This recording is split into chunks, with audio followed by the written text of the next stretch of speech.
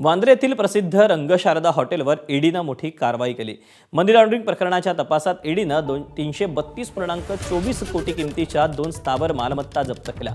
म्हाडाकडून सांस्कृतिक उपक्रमांसाठी सवलतीच्या दरात मिळालेल्या जमिनीचा व्यावसायिक वापर केल्याचा आरोप या प्रकरणात करण्यात आला। तसंच ट्रस्टला नाट्यगृह आणि कलाकार निवास हस्तांतरित न करता हॉटेल, रेस्टॉरंट आणि बार व्यवसाय चालवल्याचा दावा ईडीनं केला।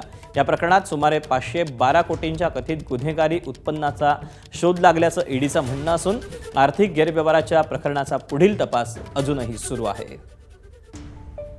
मुंबईतील प्रसिद्ध असं रंगशारदा हॉटेलवरती ईडीने कारवाई केली आहे। हे हॉटेल हे वांद्रे या ठिकाणी उपस्थित आहे आणि या ठिकाणी आपण बघू शकतो माझ्या समोर सध्या रंगशारदा हे हॉटेल आहे। अत्यंत प्रसिद्ध असं हे हॉटेल आहे, पण या ठिकाणी ईडीने कारवाई केली आहे। यामागचं कारण जे आहे ते म्हणजे ही जमीन ही म्हाडाकडून या ठिकाणी देण्यात आली होती। ती फक्त आणि फक्त सांस्कृतिक कार्यक्रमासाठी देण्यात आली होती, पण या ठिकाणी संपूर्णपणे हॉटेल व्यवसाय चालू आहे। मग रूम सर्व्हिस असेल, त्याचसोबत दारूचं परवाना देखील या हॉटेलमध्ये आहे, त्यामुळे इकडे लिकर सर्व्हिस देखील चालू आहे असं सांगण्यात येतंय। आणि यामध्ये मोठ्या प्रमाणावरती मनी लॉन्ड्रिंग झाल्याचा संशय सध्या व्यक्त केला जातोय, त्यामुळे कुठेतरी ईडीने कारवाई केली आहे। ईडीने जी डॉक्युमेंट्स आहेत ही संपूर्णपणे ताब्यात घेतली आहे आणि सध्या हे ईडीने जप्त केलं आहे। सध्या हॉटेल हे चालू आहे, पण ईडीकडून ही मोठी कारवाई म्हणावी लागेल। आणि ईडीने जो संशय व्यक्त केला आहे तो म्हणजे यामध्ये मोठ्या प्रमाणावरती मनी लॉन्ड्रिंग झाल्याचा संशय त्यांना आहे। यामध्ये काही व्यक्तींची चौकशी देखील चालू आहे